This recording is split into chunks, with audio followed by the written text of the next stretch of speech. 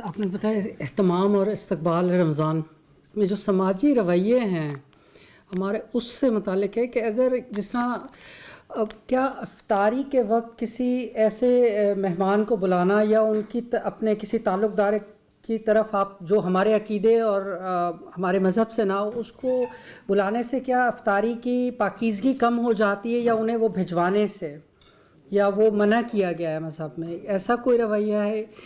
یا بازاروں میں جس طرح تجارت میں رویہ بدل جاتا ہے، چیزوں کی خرید و فروخت جو ہے وہ زیادہ مہنگے داموں پر ہونے لگ جاتی ہیں، انہی خاص کر انہی جب موسم میں رمضان کے دیکھا جاتا ہے، تو اس سے متعلق بھی کوئی مطلب اسپریچول پائٹی بیٹر کرنے کی ضرورت ہوتی ہے، یا یہ صرف اسی طرح رہ جاتا ہے؟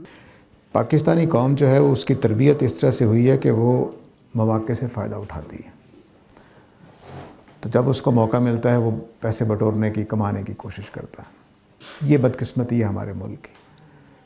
اور آپ دیکھیے کہ صرف رمضان ہی نہیں، باقی بھی جو قوم کے مسائل ہیں اس کی خرابی کی وجہ یہی ہے کہ ہم موقع سے فائدہ اٹھاتے ہیں اور کمانا چاہتے ہیں۔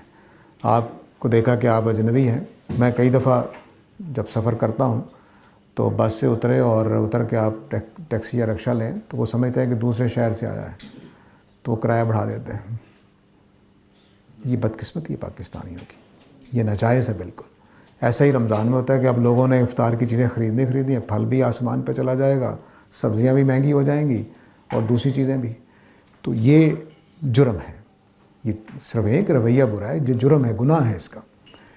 اور دوسری بات جو آپ نے کہی کہ غیر مسلموں کو، مجھے افسوس ہوتا ہے کہ پچھلے رمضان میں ایک واقعہ میرے سامنے آیا کہ ایک دفتر کے لوگ تھے تو ان کے کلیگ کو کینسر تھا، تو کینسر کے لیے کوئی پیسے چاہیے تھے 4-5 لاکھ روپیہ، تو اکٹھا کر لیا گیا، تو رمضان کے دن ہی تھے، تو جس دن اس کا آپریشن ہونا تھا اس دن اس کو حوالے کرنے تھے پیسے کہ کل تم نے جانا ہے تو پیسے لے جاؤ۔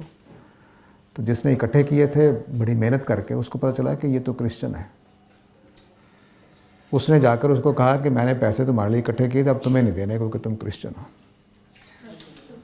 یہ اسلام نہیں ہے، جہالت ہے۔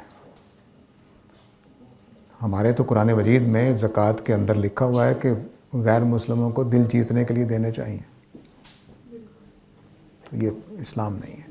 پتہ نہیں یہاں کیسے پیدا ہوا ہے، تو بدقسمتی کی بات ہے۔ زکوٰۃ بھی دی جا سکتی ہے، خیرات بھی دی جا سکتی ہے، ان کے کھانا بھی کھلایا جا سکتا ہے، ان کے ساتھ دوستی بھی رکھی جا سکتی ہے، ان کے ساتھ ملن ساری کے جتنے تقاضے ہیں ان کی ہدایت ان کو مبارک دینی چاہیے، کوئی حرج نہیں۔